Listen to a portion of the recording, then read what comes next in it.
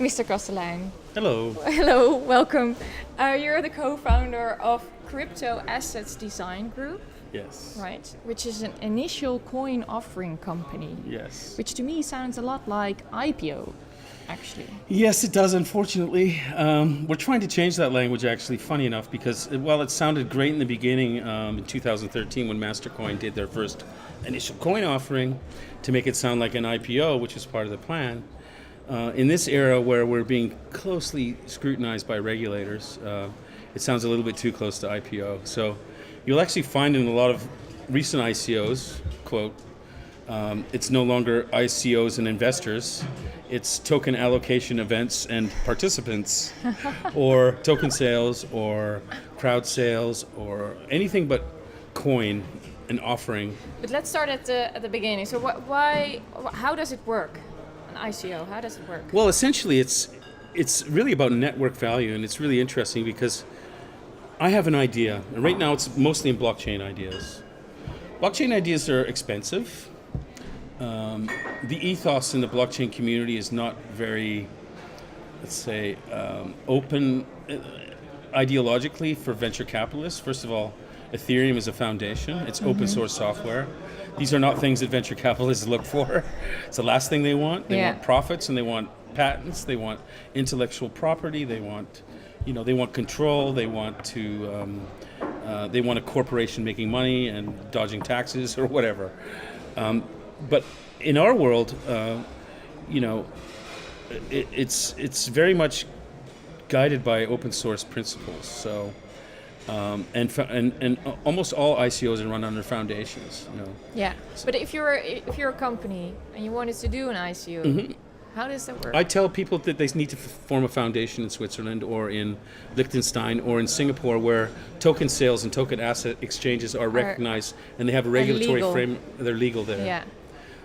If you want to do this in the United States, you're going to be in trouble, probably. Even in Europe, I wouldn't, I wouldn't list, I'd be careful in Holland because the regulators can come retroactively 10 years later and say, you broke the law, give me all your money.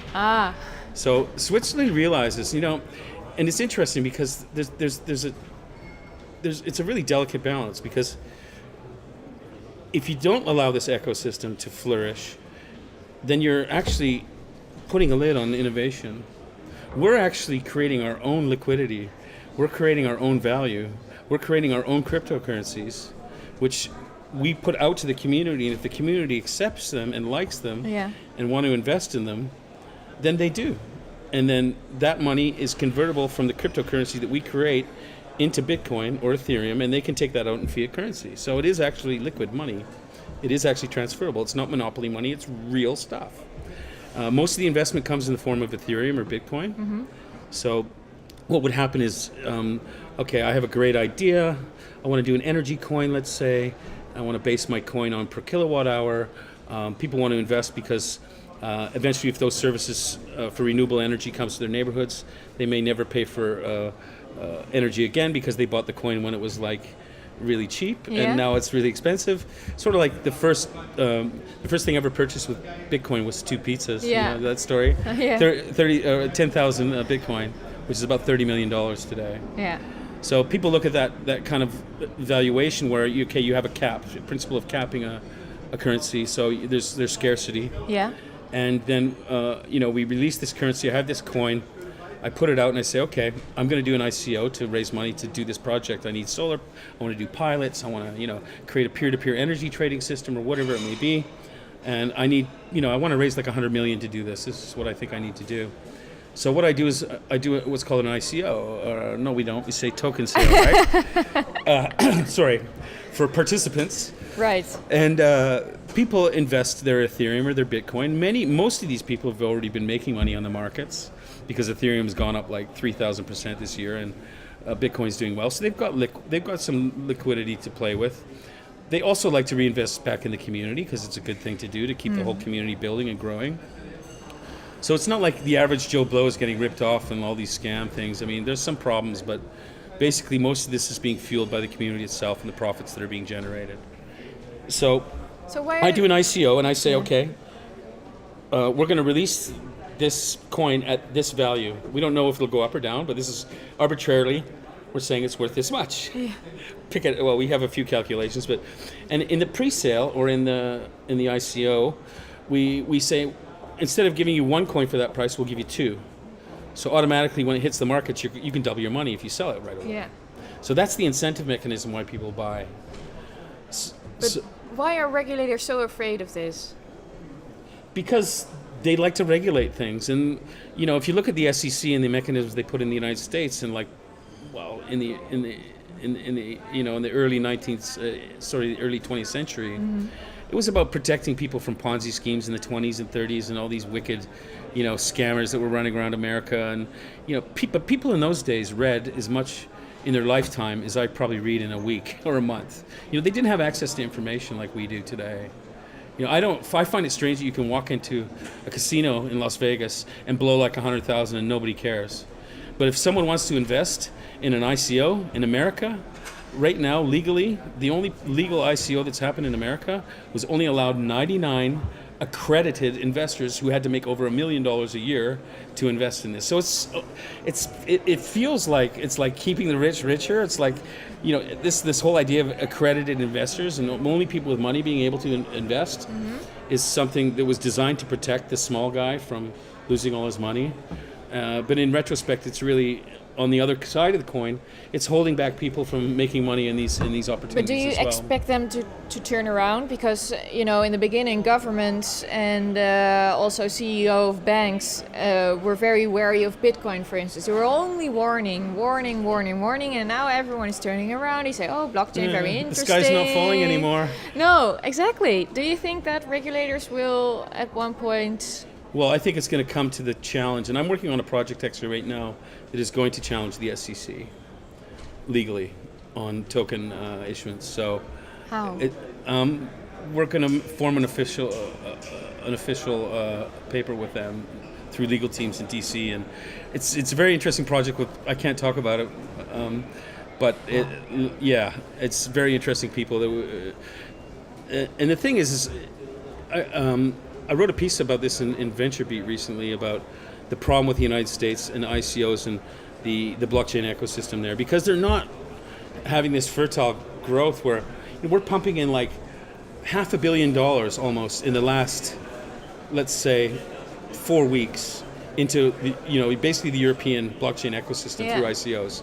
In America, they don't have that. So they're missing out. They're not driving. Yeah, and I went to Silicon Valley and I was like, people don't even know what they are, and they're like, what is this, some European thing, or they just don't get it. And the venture capitalists are getting it, but they don't like it at all. Because in what way the venture capitalist market can be changed with this innovation? Well, first of all, if a venture capitalist comes up to me and says, I want to invest in your blockchain project, I say, no, I'm doing an ICO. And they said, well, I say, you can buy my coin, just like everybody else. And he says, well, I want equity. And I say, well, I'm a foundation, I'm open source software. What do you want equity? That's not how it works. So that's a problematic for them. Plus, they think it's all being overvalued. Mark said something about overvaluation. I always hear that from investors. Yeah, because Mark van der Scheijs is here. Yeah, I know. We're debating about this. Are you arguing already? Well, because he's a venture capitalist. Well, we've been arguing about a few things on Facebook because we're friends as well. So. But, okay. I think the VC is kind of looking at it. Overvaluation, lack of regulatory environment, no equity. They just don't understand the market. They don't know the people. We're talking about crypto anarchists for the early days, and it's like these guys don't have lunch together, right? So they're not insiders. Yeah, but Mark van der Scheijs is very blockchain-minded guy. Yeah, but of course. not Mark. Forget Mark. Mark knows the scene. That's different. But the average investor. But Mark is pretty. He was kind of calling. He was kind of poking at ICOs, I think, a little bit about overvaluation, and I kind of laugh at that because, how many unicorns are there in Silicon Valley right now that are worth like over $1 billion that haven't made any money? Like, I think 90% of all the unicorns, which we call the $1 billion valuations in Silicon Valley, are not profitable, including Uber. So, it's like, and 9 out of 10 startups fail in Silicon Valley. So why should we be held to a different standard? Okay, maybe 9 out of 10 blockchain projects are going to fail. But you know what? It's not like there's equity being lost. The coin's still going on. People can sell until it goes down to nothing. So not everybody's going to lose everything. On the other side, VC like it. And you know why? Is because they have liquidity. So a guy like Mark is going to say, okay, I'm coming in at the seed round of this investment. Yeah. Maybe he throws in $100,000. He goes series round A. He goes, let's another $1 million there. Round B, 5. Round C, 10. Then maybe round D, 100 million with a few friends. And now we got to wait for that company for 3 years, 4 years to do an IPO, Right. or to sell, be acquired. So it makes So your money's locked up for years. Now, if you invest in the cryptocurrency at the ICO, or we have something else called a pre-ICO, which is even deeper discount. Most of these coins are going up at least 3 times pretty quickly. It's a quicker return on investment. So it makes the process quicker. Yeah, basically it's a liquidity issue, and where's your money locked up? Yeah. So that's the problem it solves, basically. That's the problem it solves for them. That's one of the reasons, probably one of the only reasons they like it. Right. Earlier you said start a foundation in Switzerland or Liechtenstein. Luxembourg. Which says on your card, the CryptoAsset Design Group is based in Groningen? Well, actually, we're not based anywhere. Oh, okay. We're actually going to form a DAO, which is a distributed autonomous organization. On Ethereum? No. Probably on. We'll do it on our own blockchain. We have some guys that build. Okay. Our architecture team are from Italy. They're like Ferrari builders for blockchain. So they built 3 of their own that coins. Sounds cool. Yeah, they're very cool guys. They like to cook and talk and a lot of hand movement and passion, and they're very good. Okay. But I am based in Groningen myself, so I'm married and I have 3 kids, and I live in Hague near Groningen, and I'm not very often home these days, but we're working on some really exciting projects. One in China called Skycoin. Another one called Sparkcoin. We're working with a $5 billion hedge fund in New York to build a new energy currency. Oh, wow. Around solar renewables, so it'll be backed by the kilowatt hour and have a lot of interplay with carbon credits.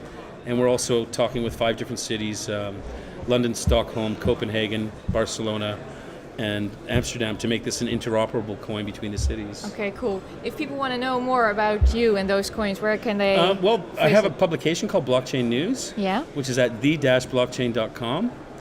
We've been up for 2 years now, so I'm writing there a lot of news, not a lot about editorial at the moment. Or you can go to CryptoAssets.io. Okay. And also the event in London, July 7th, Europe's first ICO conference, crypto-financing.com. Come join us. If you use the big letters BCN, like Blockchain News, BCN, in the coupon code, you get half price on tickets. Oh, go now. Okay, thank you, Richard Kastelein. Thank you. Thanks.